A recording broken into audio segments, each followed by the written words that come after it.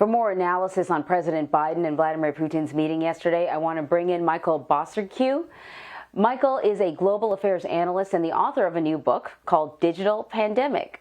Thanks for joining us this morning, Michael. I'm going to actually start with the very topic of your book, Digital Pandemic, and something that you flagged that the president said about, there's no substitute for face-to-face meeting. How do you believe the pandemic impacted diplomacy, and how has it delayed conflict resolution?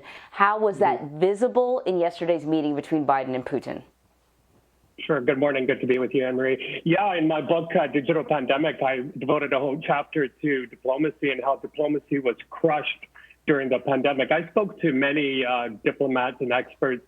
For example, Peter Maurer, the president of the International Committee of the Red Cross, world's top humanitarian diplomat, said very, very difficult to do things over Zoom. For example, negotiating the exchange of prisoners over the border with Yemen, things like that. So we saw that last year here in New York at the UN General Assembly, where everything was done virtually. And you just don't have that elbow rubbing, that face-to-face contact, those moments where things can be done in the hallway. And very quickly, journalists, too, were denied a lot of information and coverage because of COVID, because a lot of things were being done by Zoom. So yesterday's meeting in Geneva, big difference, looking at each other eye to eye. Yeah, I can totally see that, particularly when it comes to journalists, because, there are a lot of things that you pick up in the room or hallway conversations that you might have with someone that you just don't have the ability to have those interactions organically. Your reaction to both President Biden's and Vladimir Putin's news conferences following the meeting yesterday, what really stood out to you? Sure. Well, I'm smiling because the contrast couldn't be greater between the previous summit in Helsinki between President Trump and Putin. I thought it was interesting. They were very polite, but I think President Biden came across a little bit as someone who portrayed President Putin as someone who can reason. Well, I have news for him. He can't. Putin is not a man who reasons. He is a dictator. This is someone who goes around the world and orders the poisoning of opponents, who orders airplanes to be shot down, that sort of thing. Look, Putin is a dictator, and dictators usually they don't ask why, they ask why not. As for, President Biden, rather, I think he has adopted the long game. He's waiting for change from Mr. Putin. But look, the big topic on the table yesterday was also the cyber meddling, the disinformation campaigns that Russia is doing. And I see very, very little indication from the Putin side in his press conference yesterday that he plans to change. And this is very, very dangerous for the United States. Yeah, in fact, you were sort of doing a play-by-play of the conference on your Twitter feed, watching Putin talk, and you sort of pointed out how he started to kind of revert back to Cold War type phrases, reactions. So I suppose for you, there wasn't anything that was particularly surprising about the way Putin handled that press conference, or maybe there was. You let me know. Right. Yeah, it was a return to the Cold War rhetoric and picking on the United States and, the assault on Capitol Hill, saying that there are people still in prison and that sort of thing.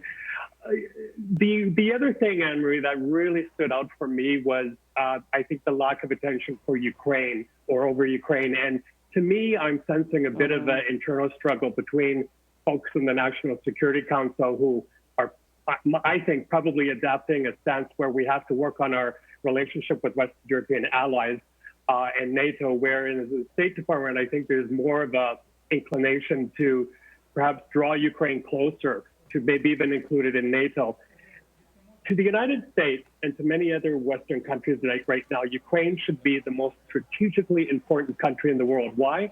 Because if Putin is allowed to get away with the land grab of a few years ago, Crimea and Eastern Ukraine, every country in the region is susceptible, especially the Baltics. So drawing Ukraine into NATO will say to the Ukrainians and to the neighboring countries that you are protected by this alliance of which they speak so highly about. And I can't see Ukrainian officials having slept any calmer last night by the lack of attention at the summit on Ukraine.